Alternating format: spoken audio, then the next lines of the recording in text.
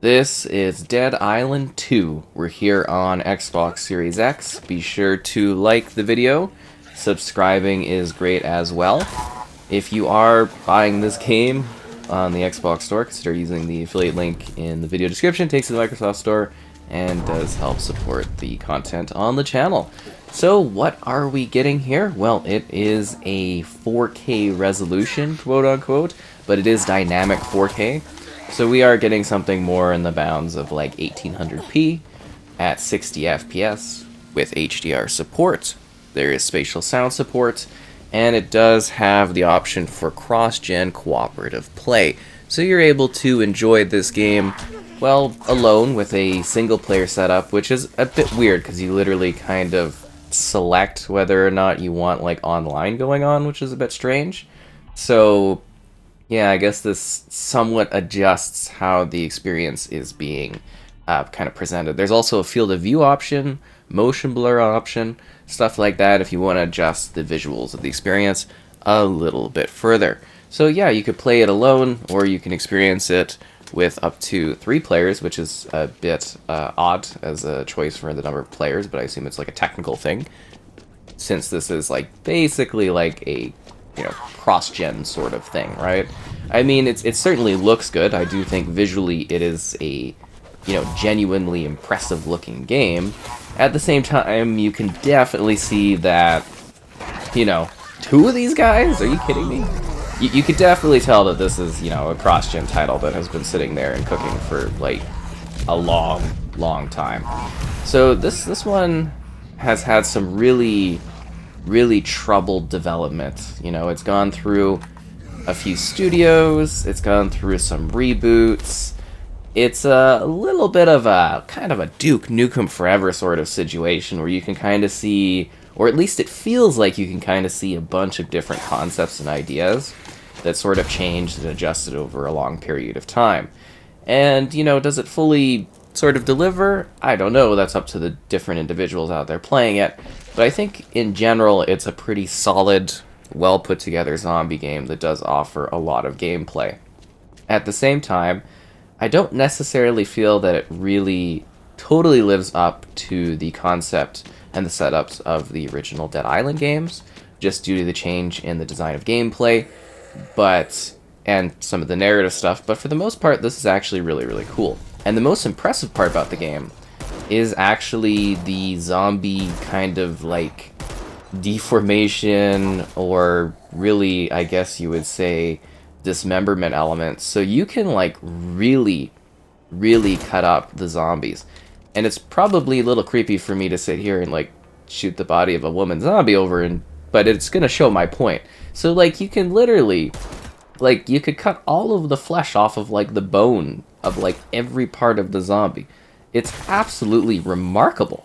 Like, I don't know if we've seen a game that actually is like this in depth. And we're not even done yet, so we could shoot her chest there, and you can.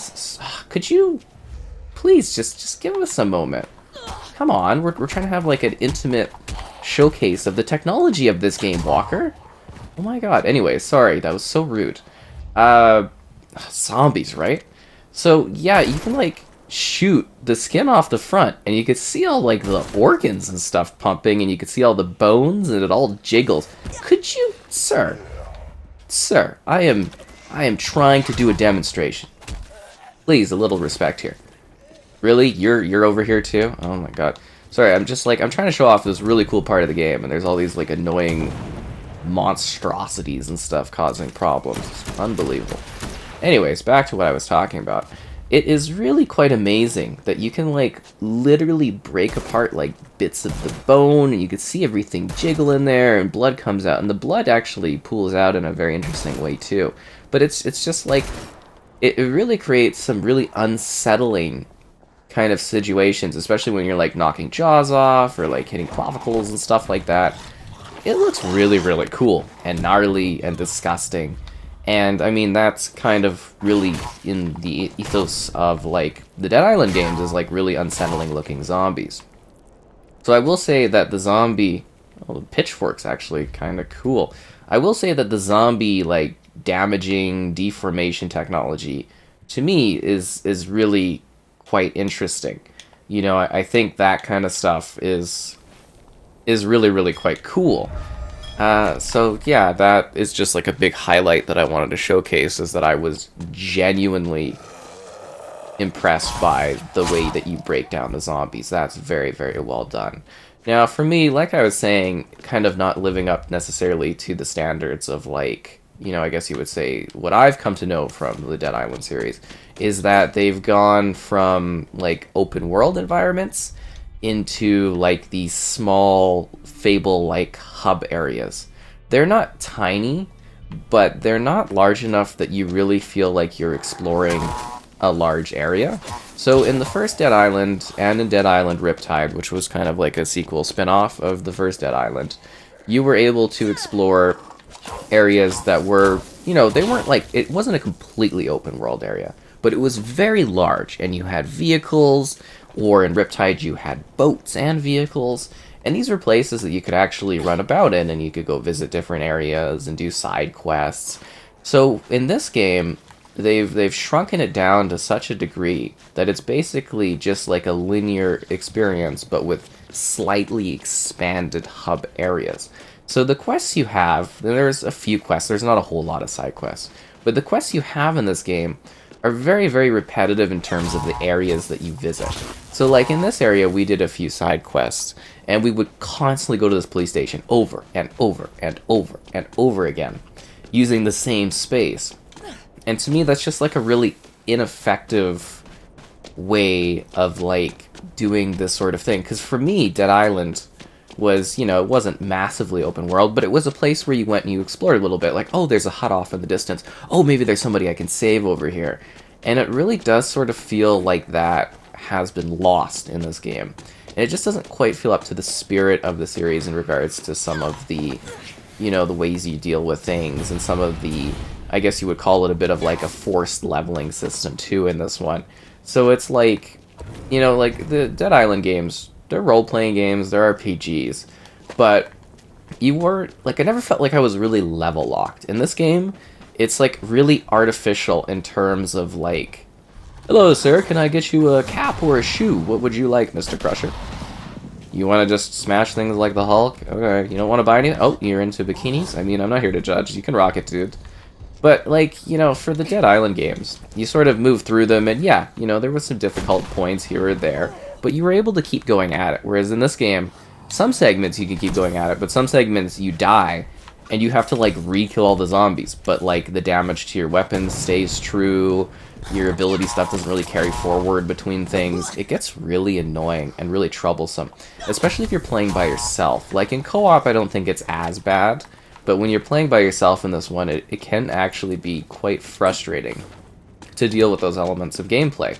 And it's just, it's really weird, because like I said, you know, in the other Dead Islands, I never felt like I was getting locked behind not leveling.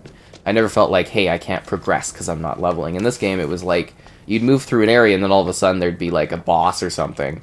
And this seemed to really only happen like 4 or 5 hours into the game.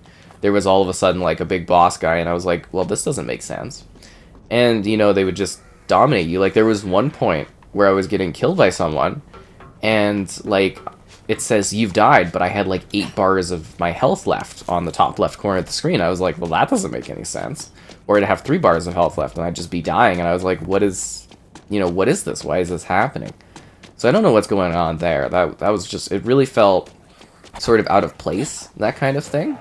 So that's just something to keep in mind. Now, it would literally take me walking away from the dude, doing like a 2-minute, you know, because the side quests aren't very long and engaging in this one, like a 2-second side quest, and like all of a sudden I could come back and just wail on the thing and kill it. So it was really logical, because it would also be like you'd have to walk back to go and do it. So I think if you are spending a little bit extra time doing side quests and keeping that level above, as silly as it sounds, that literally seems to be the best way to kind of go about it, and I think will make the gameplay experience a lot more fun for you to enjoy, if that makes sense. Yeah, because I was just really surprised, because to me, you know, that's not really what Dead Island is. It's, you know, it's a go live out your zombie grinding, cutting fantasy, right? It's like a fun sort of thing. Same with your like ultra ability, doesn't really seem to do a whole lot of damage in this one. And, you know, it was more fun when in the other Dead Islands, when your, like, super ability came on, that you were, like, really, really taking it to the zombies. It was great. Do we want to go to... I was trying to think of an area that would be really cool to show off. Beverly Hills. Go to Bel Air. Nah, we'll just go to the pier. We'll keep it sandy. And you can do day and night in each area if you didn't... Yeah, you can do day and night. A lot of the game actually puts you in the nighttime, which has really cool shadow casting, and a lot of the dynamics of the movement and the environment is kind of neat. But yeah, it feels really, like, odd that there's these really weird artificial, like, difficulty spikes that don't really feel like in contrast to anything else in the game. So, like, literally doing that 5-minute level thing and getting that bump up, all of a sudden be able to just, like, there's 2 people in here now? Why are there 2 people in here now? Alright, whatever.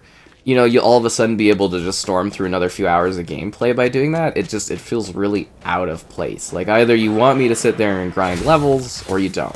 And that's what I'm saying, is, like, some of this feels a little, like, artificially grindy for no reason other than just to sort of, like, stop what you're doing, I guess? I don't know. It's really, really odd. And the game itself is, you know, it's a good length. I spent about, I think it was like 10 hours or something playing through, you know, the main story and stuff, and there's not a lot of side quests, but you know, there's a handful of, like, side activities you can do. So there is some extra stuff, but like I was saying, it's like these areas are just, they're not very big. Like, they're just small little cut-up spots. And that's where I was kind of making a little Duke Nukem Forever sort of, like, comparison bit, where it does feel like bits of it are from Dead Island, but bits of it are all kind of like, this is like a new zombie game, and it kind of has just some of the concepts of Dead Island put into it. And, you know, that to me is a little disappointing, because again, I did, you know, I don't know if they're necessarily like classic zombie games, but to me, I enjoyed the Dead Island games when they came out. I had good times with my friends back in the day playing them. And it doesn't feel quite right. It doesn't feel like, you know, the game I sort of waited, like, basically almost 10 years for. And that to me is a little disappointing because, you know, again, I did like these games. So it's a good zombie game, you know. It's a good one to play with some friends. It's a good one to play alone. You can have some good times with it, you know. And the story's decently long. It doesn't quite feel like sort of the hopeful Dead Island game that I kind of looked forward to for so long, or was kind of like, oh, I wonder when that's going to come out, or I wonder if this is going to deliver or not. It could have been a lot worse, I think, for sure. You know, it definitely could have been a lot worse. I definitely did get really frustrated while playing some of it, just due to that, like, artificial, like, level grinding that didn't make any sense. And it's just, you know, when I kind of saw the whole, oh, we're going to LA kind of thing, I was just sort of hoping for something larger in scale, something a little bit more intensive. You know, I like the narrative, the boss fights were cool, some of the characters were fun, but it also sort of lost this edge of you kind of, like, not knowing what's going on, and you're trying to, like, figure things out, and, like, there's a bit of mystery, but, oh man, I hated so there's a lot of this game is repetition, and I wanted to get to that, and I'm finally going to get to it. Like, a lot of this game is go to this place, move this power box, put it in this other power box, kill the zombies, go to the next area, do the same, fight the boss. It's really, really repetitive. And then they had these areas where you're essentially, like, looking for clues in the area. And I'd never have issues with doing that in video games, but, like, in every single spot in this game, I was just like, what am I looking for? Like, it was really weird how that kind of stuff was, like, hidden almost, and I was like, why am I having such trouble finding what I'm supposed to find? I was like, why? Why is this the case?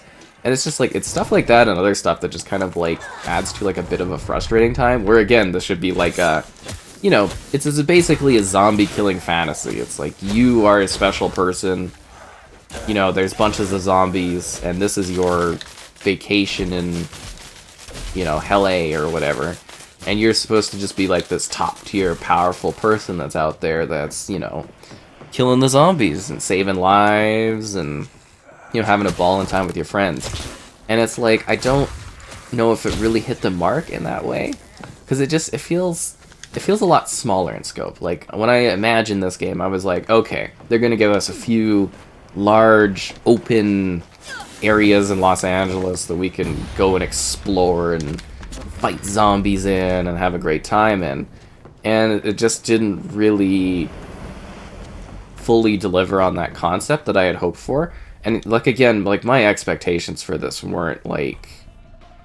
You know, I was never expecting some sort of, like, perfect zombie experience, but I was slightly hopeful that it would have been a little bit more. And there's so many points, even from, like, a narrative standpoint, where you're seeing, like, the characters interact with each other and stuff over the story, where I'm like, if only this was expanded upon further, or if only we had spent more time with these characters, or if only we had this a little bit more. It feels like there's a lot of opportunity for them to expand the game. But I think after, you know, years and years of development, years of different studios kind of having a hand on it, it is good that it finally got out the door. And I'm hoping that they... Oh, that is so creepy, coming out of the sand like that. I'm really hoping, but what ultimately happens here is that they take this, like, the work they've done, the assets they've done, and we don't have to wait as long for a Dead Island follow-up. Because I think the foundations here are actually really, really good for a Dead Island 4, or if they want to do a partial spin-off, you know, kind of like Dead Island Riptide to Dead Island 1.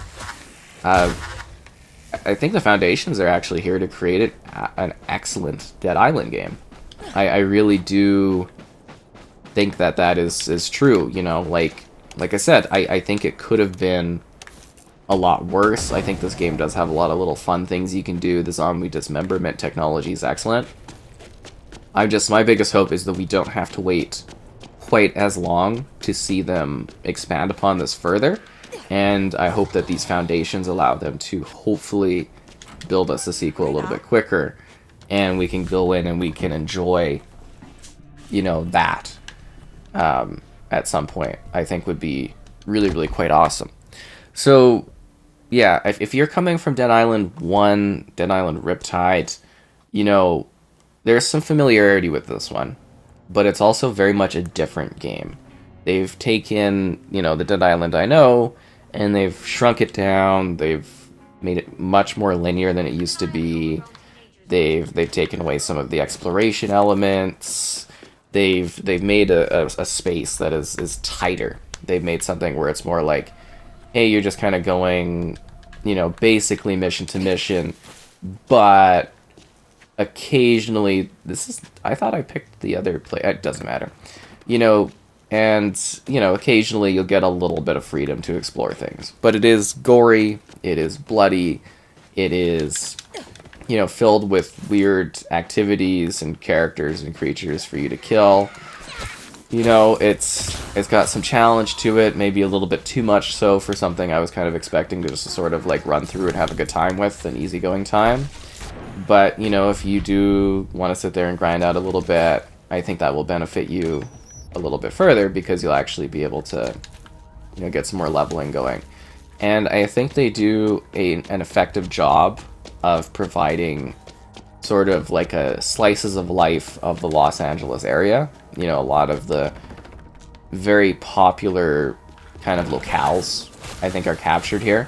Oh, and I want to mention, and we haven't come across this yet, I should have maybe mentioned it even earlier, the reflections in this game are horrible. Like, I know it's like a sort of a weird late thing, like I've been trying to like come across like a mirror, or like a reflective thing to really show you, but we haven't really come across one. That's why I was trying to pick the other area. Like, the ground reflections, pretty cool, they look fine, but like any sort of mirror, anything in this game, just looks absolutely horrid. Like, really, really, really bad. It's not like, it doesn't really detract, I guess, from the game, but man, when I was first starting up and you're in this house with all these mirrors and I was looking around, I was like, this is bad. It is hilariously awful, those reflections.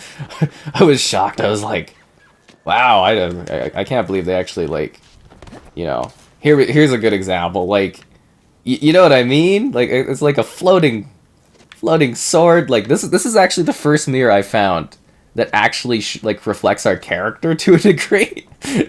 They're so bad, like really really awful. But Dead Island 2, it's okay. It just didn't fully deliver to what I sort of hoped for, but it was all right.